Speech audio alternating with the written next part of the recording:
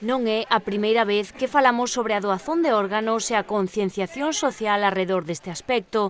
As unidades de transplantes en Galicia e a Consellería de Sanidade implícanse na realización de actividades de información, difusión e fomento da doazón de órganos e tecidos.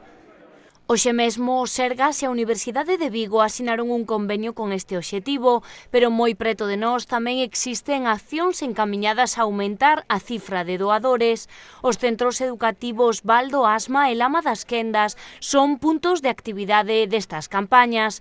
Hai pouco asistíamos a unha charla en ambos institutos e hoxe achegámonos a unha iniciativa que mestura concienciación e creatividade.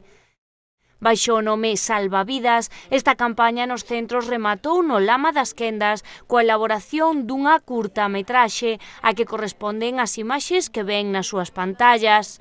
O profesor de Bioloxía foi un dos coordinadores. O proxecto Salvavidas é un proxecto coordinado polo Sergas, digamos, por a parte relacionada co trasplante de órganos. Entonces o que se trata neste proxecto é de fomentar a doación de órganos nun país que xa somos casi pioneiros mundiales na doazón. Estamos sempre nos rankings máis altos neste tratamento. E, bueno, intentar chegar a todos os lados, a todas as partes do país.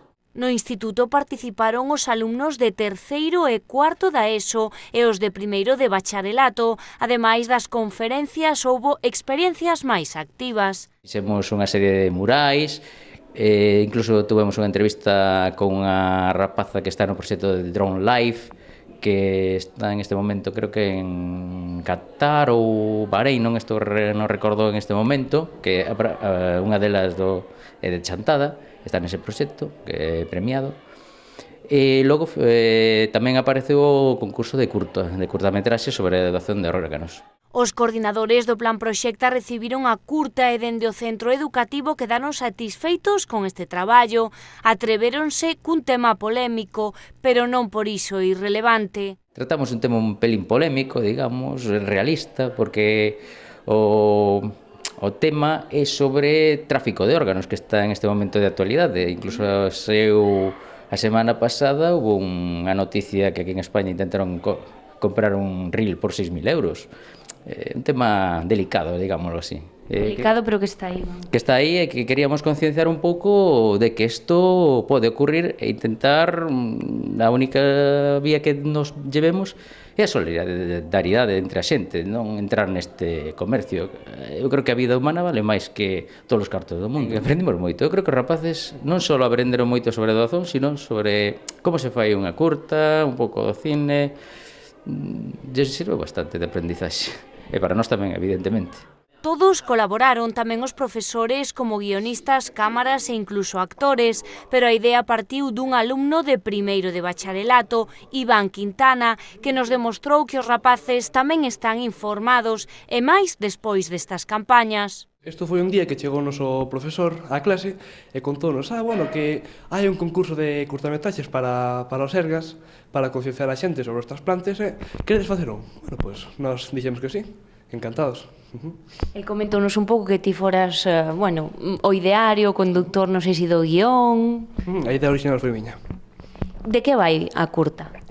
Pois, por dicirlo de alguma maneira, é unha representación do que podería pasar se a xente non se solidariza co que é o trasplante de órganos, o que podería pasar, o lado oscuro. De información tampouco tiene demasiada, o normal, pero, foi unha idea que me xurdiu, porque realmente a xente non se dá conta de que ten algo bo hasta que o perde. Por iso me xurdiu a min esta idea de mostrarlles cal é o lado oscuro do que pode pasar, para que se conciencia un pouquiño. E consideras que en xeral estamos concienciados e somos solidarios neste sentido ou falta moito por facer? Creo que todavía falta moito por facer. E que che parece isto de traballar un pouco co audiovisual como ferramenta? Pois realmente parece moi interesante.